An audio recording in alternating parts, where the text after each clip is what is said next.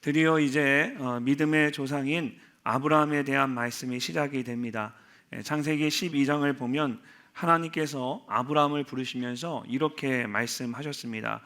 내가 너로 큰 민족을 이루고 내게 복을 주어 내 이름을 창대하게 하리니 너는 복이 될지라.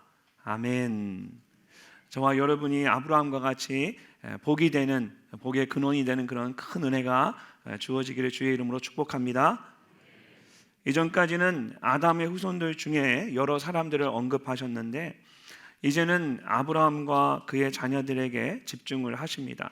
너는 복이 될지라 말씀하신 것처럼 아브라함을 통해서 믿음의 가문이 세워지는 것을 보게 하십니다. 이처럼 아브라함은 믿음에 있어서 가장 큰 전환점이 되는 사람입니다.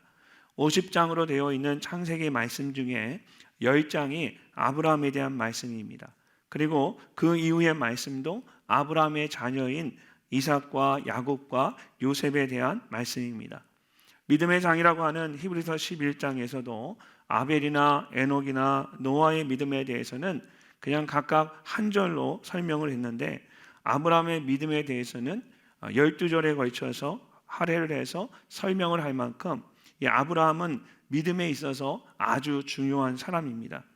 그렇다면 아브라함은 어떻게 이런 믿음의 조상이 될 수 있었을까요?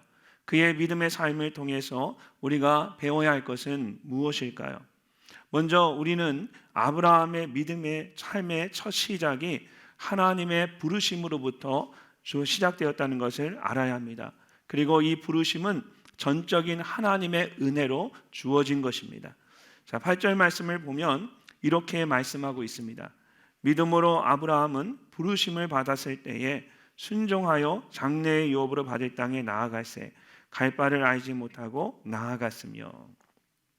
하나님께서 부르셨을 때에 아브라함은 갈 바를 알지 못하면서도 믿음으로 나아갔습니다. 그것은 하나님의 말씀을 따라 고향과 친척과 아버지의 집을 떠나서 하나님께서 보여줄 땅으로 나아가는 것이었습니다. 그런데 이전까지의 아브라함의 삶을 보면 이것이 놀라운 하나님의 은혜라는 것을 알 수가 있습니다. 하나님이 부르시기 이전에 아브라함은 어떤 삶을 살고 있었을까요? 창세기 11장 마지막 말씀을 보면 아브라함의 가족에 대해서 이렇게 말씀하고 있습니다. 데라의 족보는 이러하니라. 데라는 아브람과 나홀과 하란을 낳고 하란은 롯을 낳았으며 하란은 그 아비 데라보다 먼저 고향 갈대아인의 우르에서 죽었더라. 이 데라는 아브라함의 아버지입니다. 데라에게는 아브라함과 나홀과 하란 이렇게 세 명의 아들이 있었습니다. 그들은 갈대아인의 우르에서 살고 있었는데 그곳은 갈대가 풍성한 곳으로 땅이 비옥하고 물이 풍부한 지역이었습니다. 그렇다면 데라의 가정은 그곳에서 무엇을 하며 살고 있었을까요? 여호수아 24장 2절을 보면 데라의 가정에 대해서 이렇게 말합니다. 여호수아가 모든 백성에게 이르되 이스라엘 하나님 여호와께서 이같이 말씀하시기를 옛적에 너희의 조상들 곧 아브라함의 아버지 나홀의 아버지 데라가 강 저쪽에 거주하며 다른 신들을 섬겼으니. 데라는 하나님을 포함해서 여러 신들을 섬기는 사람이었습니다. 어떤 사람들은 데라가 우상을 만들어서 파는 일을 했다라고 말하기도 합니다. 어쨌든 아브라함이 이방 신들을 섬기는 가정에서 태어났고 자랐다라는 사실을 알 수가 있습니다. 그런데 어느 날 하나님께서 그런 아브라함에게 직접 찾아오셨습니다. 아브라함의 가정이 남들보다 신실해서가 아닙니다. 아브라함의 가정이 믿음의 가정이었기 때문이 아닙니다. 아브라함이 하나님을 믿었기 때문이 아닙니다. 아브라함에게 하나님을 믿는 믿음이 있었던 것 아니었습니다. 아브라함에게 하나님은 그저 여러 신들 중에 하나에 불과했습니다. 그런데 사도행전 7장 2절을 보면 스데반이 이렇게 말합니다. 스데반이 이르되 여러분 부용들이여 들으소서. 우리 조상 아브라함이 하란에 있기 전 메소포타미아에 있을 때에 영광의 하나님이 그에게 보여. 영광의 하나님이 그에게 보였다. 하나님께서 아브라함에게 직접 찾아오셔서 자신의 영광을 그에게 보여주셨습니다. 하나님을 온전히 알지 못했던 아브라함에게 하나님께서 직접 찾아오셔서 자신을 보여주시고 그의 인생 가운데 간섭하신 것입니다. 우리의 믿음도 마찬가지입니다. 하나님께서 찾아오시고 간섭하시면서 우리의 믿음의 여정이 시작된 것입니다. 같은 말씀을 듣고도 누구는 그것이 믿어지고 누구는 믿어지지 않는다라는 것이 여러분 놀랍지 않으십니까? 내가 똑똑하고 내가 남들보다 영적이어서 하나님의 말씀이 깨달아지고 복음이 믿어지는 것이 아닙니다. 하나님이 하나님의 말씀을 깨닫도록 도와주시고 하나님의 영광을 우리에게 보여주시기 때문에 하나님이 믿어지고 말씀이 들려지는 것입니다. 이게 얼마나 큰 은혜입니까? 로마서 8장 28절 말씀 우리 함께 한번 읽어보겠습니다. 우리가 알거니와 하나님을 사랑하는 자 곧 그의 뜻대로 부르심을 입은 자들에게는 모든 것이 합력하여 선을 이루느니라. 아멘. 우리가 부르심을 받았는데 어떻게 부르심을 받았습니까? 그의 뜻대로 부르심을 입은 자들입니다. 하나님이 우리를 부르시는 것은 우리를 향한 분명한 뜻과 목적이 있기 때문입니다. 우리가 그것을 안다면 아브라함이 부르심을 받았을 때에 순종했던 것처럼 우리도 하나님의 부르심에 순종하며 살아가야 합니다.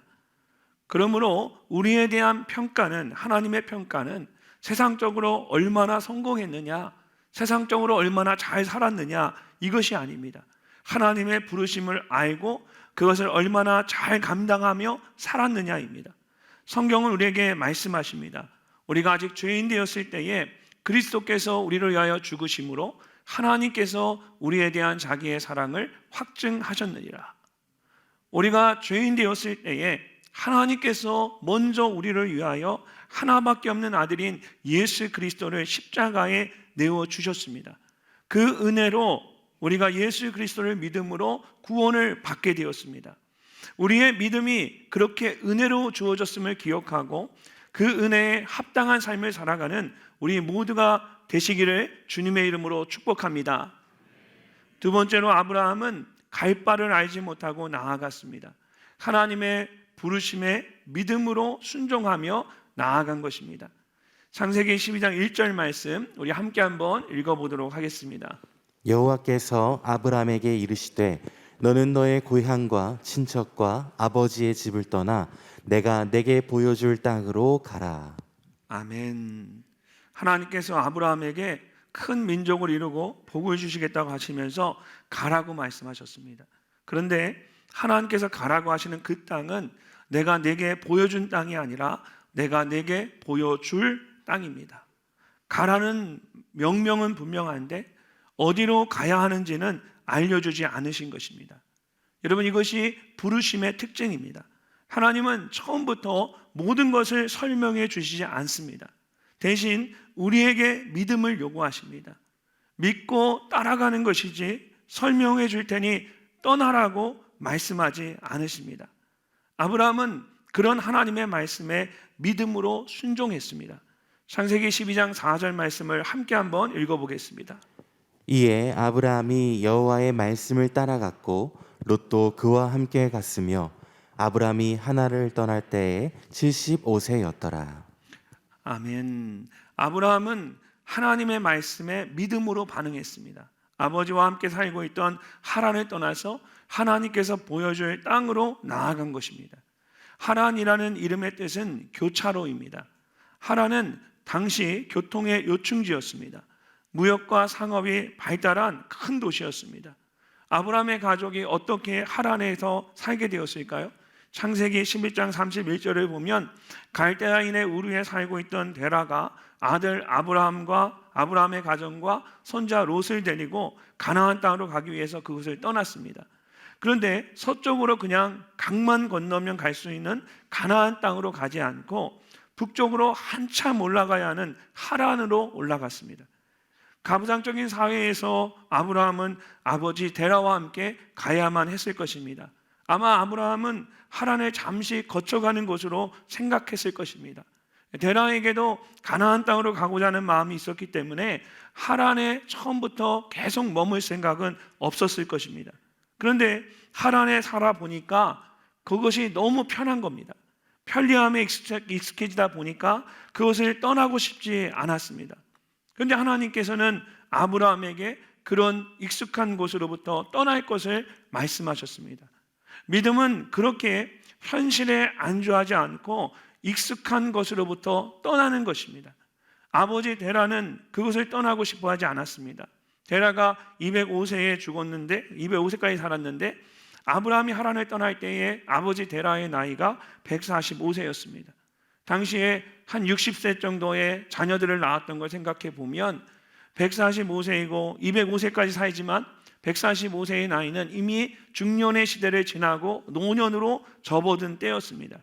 자, 그런 아버지를 홀로 두고 떠난다라는 것은 인간적으로 결코 쉬운 일이 아니었을 것입니다.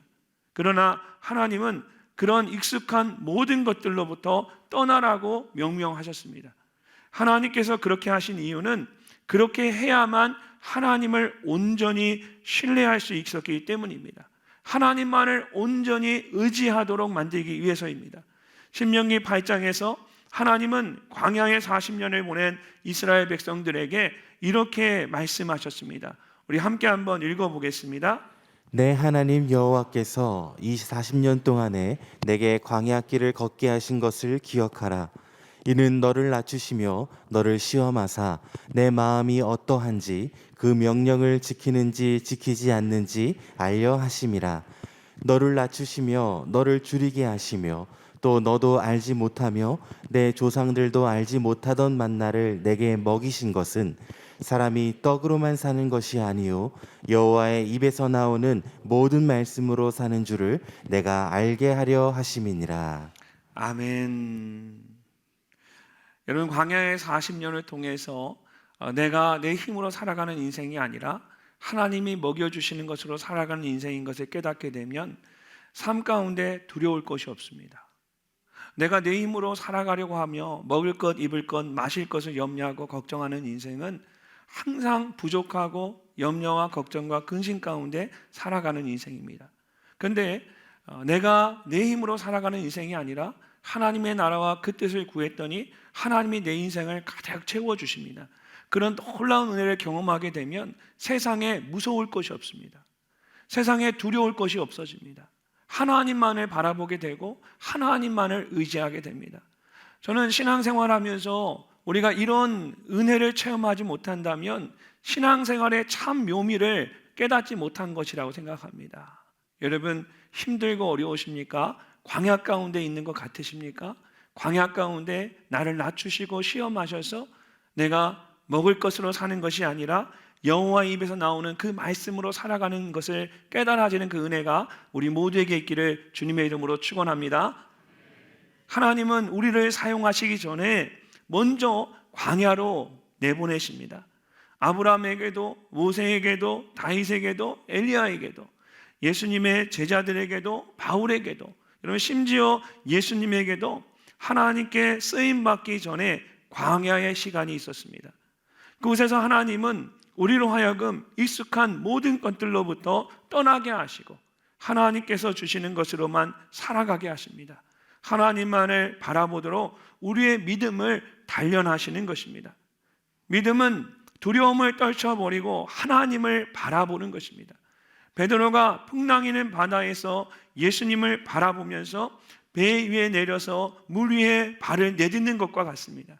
새로운 한 해를 시작하면서 하나님께서 여러분 각자에게 주시는 마음이 있을 것입니다. 하나님의 부르심이 있을 것입니다. 하나님의 세미한 음성이 있으실 것입니다. 이런 믿음으로 도전하시기를 바랍니다. 우리 교회 성도님들 중에 중년이 지난 나이에 드럼을 배우시는 분이 계십니다. 그 왜 배우시냐고 물어보니까 경배와 찬양으로 그 하나님을 예배하고 싶은 마음이 있어서 용기를 내어서 드럼 도전을 하신 겁니다.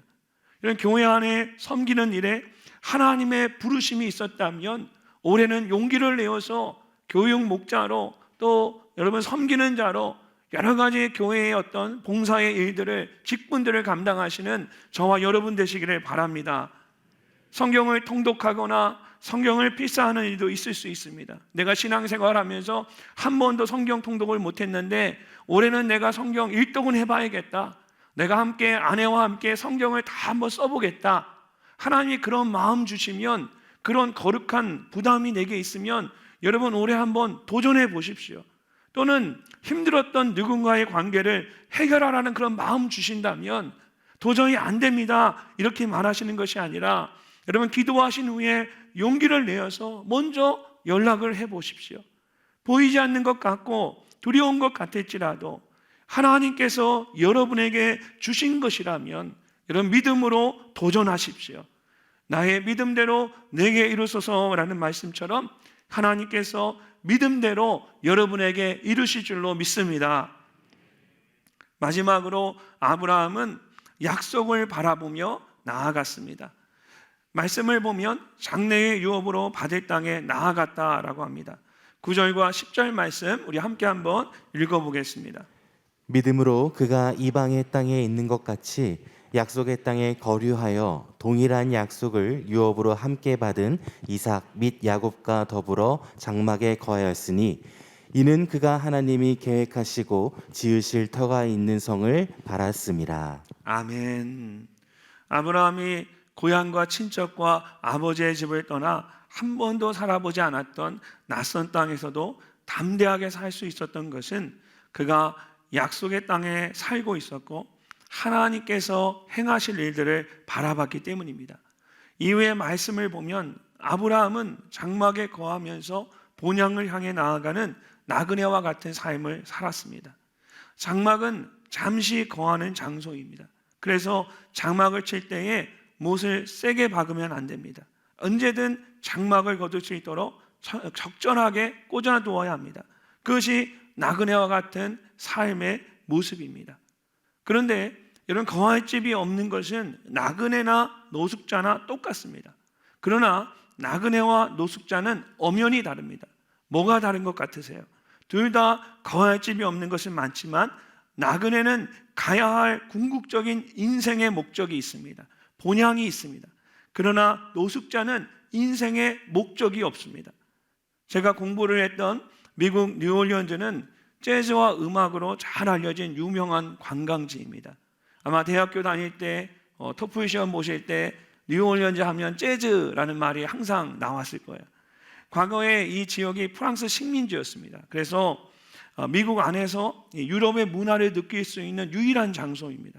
그래서 다른 지역에 비해서 분위기도 굉장히 자유스러운 분위기가 있어요.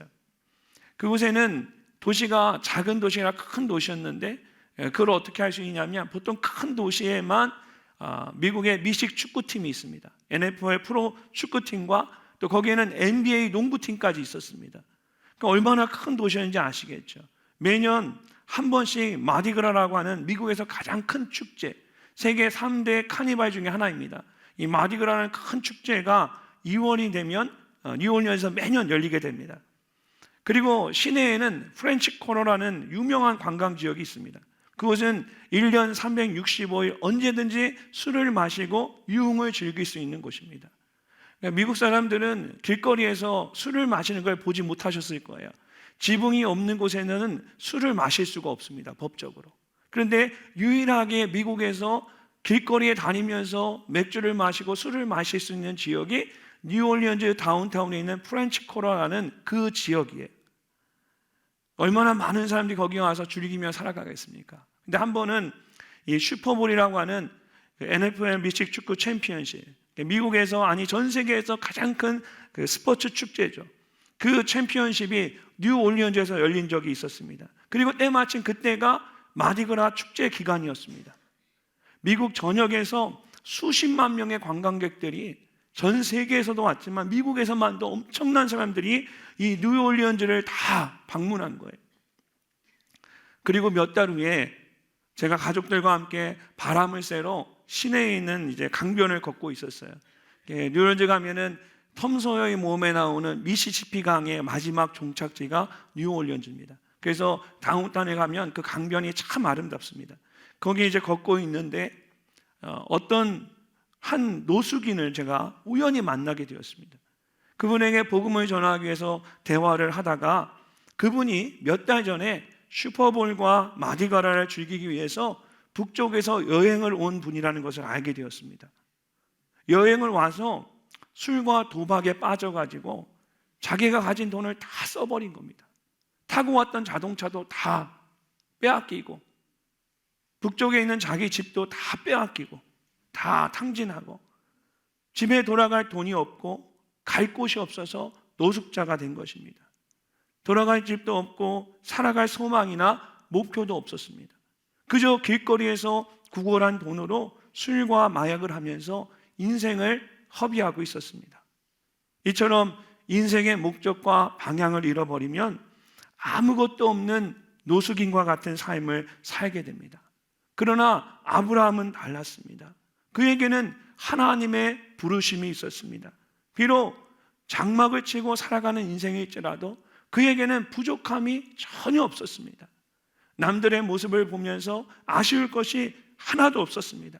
하나님께서 그를 부르셨고 그에게 약속의 말씀을 주셨기 때문입니다. 아브라함은 그 말씀을 따라서 나그네와 같은 삶을 기쁨으로 당당하게 살았던 것입니다. 하나님은 우리를 부르실 때에 먼저 말씀을 주십니다. 그리고 그 말씀은 우리에게 약속이 되고 믿음의 근거가 됩니다. 부르심을 따라 나그네와 같은 삶을 살아갈 때에 우리는 다른 어떤 것이 아니라 말씀을 따라 나아가는 인생이 되어야만 합니다. 창세기 12장 4절 말씀 우리 함께 한번 읽어보겠습니다. 이에 아브람이 여호와의 말씀을 따라갔고 롯도 그와 함께 갔으며 아브람이 하란을 떠날 때에 75세였더라. 아멘. 여러분 이 말씀을 잘 생각해 보세요. 아브라함이 하나님의 말씀을 따라갔습니다. 또 누가 같이 갔습니까? 롯도 그와 함께 떠났습니다. 그런데 나중에 보면 하나님의 인도하심을 따라 약속의 땅 가나안에 도착했을 때에 롯이 아브라함을 떠나서 가나안 땅 밖에 있는 소돔과 고모라로 옮겨갑니다. 하나님의 약속의 말씀을 따라서 본토 친척 아비의 집을 떠나서 가나안 땅에 약속의 땅에 왔는데 이 아브라함이 처음 약속의 땅에 도착해서 경험한 게 뭡니까? 극심한 기근이었습니다. 약속의 땅에 있어서 갔는데 그곳에 극심한 기근을 만나고 이미 그 땅에는 그 땅을 차지하고 살아가는 사람들이 있었습니다. 그럴 때에 롯은 눈에 보기에 좋아 보이고 좀 더 비옥해 보인 소돔과 고모라로 요단강 너머의 소돔과 고모라로 가게 됩니다. 반면에 아브라함은 하나님의 말씀을 따라 그럼에도 불구하고 가나안 땅에 장막을 짓고 그대로 그곳에 남아 있습니다. 아브라함과 롯이 함께 고향을 떠났음에도 불구하고 아브라함은 하나님께서 말씀하신 약속의 땅에 거했고 롯은 결국 타락한 죄악으로 인해 심판받게 될 소돔과 고모라에 거했습니다. 두 사람에게 무엇이 다른 것일까요? 함께 떠났는데 왜 두 사람의 마지막 삶이 다른 것일까요? 말씀을 잘 보시면 알 수 있습니다. 아브라함은 하나님의 말씀을 따라 떠나갔습니다. 롯은 아브라함과 함께 갔습니다. 아브라함과 같이 하나님의 말씀을 따라간 것이 아니라 아브라함이라는 사람을 따라간 것입니다. 자기가 어렸을 때부터 부모가 돌아가신 이후에 자기의 생명을 책임져 주신 인생을 도와주었던 자기 삼촌을 따라서 그냥 따라간 겁니다. 부르심을 따라 나아갈 때에 우리는 반드시 하나님의 말씀을 따라 나아가야 합니다. 롯과 같이 사람을 따라 나아가서는 안 됩니다. 사랑하는 성도 여러분, 저와 저희 교역자들이 또는 우리 장로님과 우리 마을장의 장로님과 권사님들이 여러분의 신앙생활하는데 도움이 될 수는 있습니다. 여러분을 격려하고 여러분을 위해 기도해 드릴 수 있습니다. 그러나 저희를 바라보고 사람을 바라보고 믿음의 삶을 살아가서는 절대로 안 됩니다. 여러분, 신앙은 하나님과 1대1로 만나는 겁니다. 모세가 불타는 떨기나무 앞에서 하나님과 대면하였듯이 믿음은 하나님과 절대자 되신 하나님과 내가 1대1로 만나는 것입니다. 하나님의 말씀을 붙잡고 믿음으로 나아가야지 사람이나 환경 붙잡고 인간적으로 나아가서는 안 됩니다. 하나님만을 바라보며 믿음으로 나아가는 우리 모두가 되시기를 주님의 이름으로 축복합니다. 저희 아이들은 모두 어려서부터 어린이집을 다녔습니다. 미국에서는 데이케어라고 하는데 저희 아이들은 정말 어렸을 때부터 태어나 6주가 되었을 때부터 데이케어를 다녔습니다. 그 유치원에서 어린이집에서 6주가 돼야만 받아줄 수 있다고 해서 그래서 6주부터 간 거예요. 새 아이가 어린이집을 다 다니니까 저희 아내는 일을 하고 제가 이제 공부를 하다가 아이들을 이렇게 데려오는 일을 픽업하는 일을 제가 항상 했습니다. 그래서 오후에 아이를 데리러 어린이집에 가면요, 온갖 장난감들을 다 꺼내놓고 막 놀고 있습니다. 그런데 그 아이들이 집으로 돌아가기 전에 꼭 해야 할 일이 있습니다.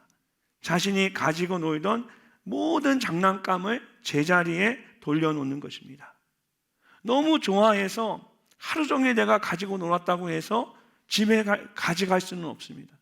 아무리 내가 하루 종일 놀았어도 내가 가장 좋아하는 것이어도 집에 돌아갈 때에는 다 놓고 가야 합니다. Put them back. 선생님의 말씀을 따라서 다 정리한 후에 집에 갈 수가 있습니다. 그것을 보면서 우리의 인생도 그와 같다고 생각을 했습니다. 하나님이 부르실 때에는 우리는 아무것도 가져갈 수 없습니다. 그것이 부르심을 따라 살아가는 삶의 모습입니다. 하나님께서 죄인이었던 나를 불러주셔서 부르심을 따라 살아가는 인생이 되게 하셨습니다. 얼마나 감사한 일입니까? 우리가 더 많은 것이 무엇이 필요하겠습니까? 이것은 놀라운 하나님의 은혜입니다.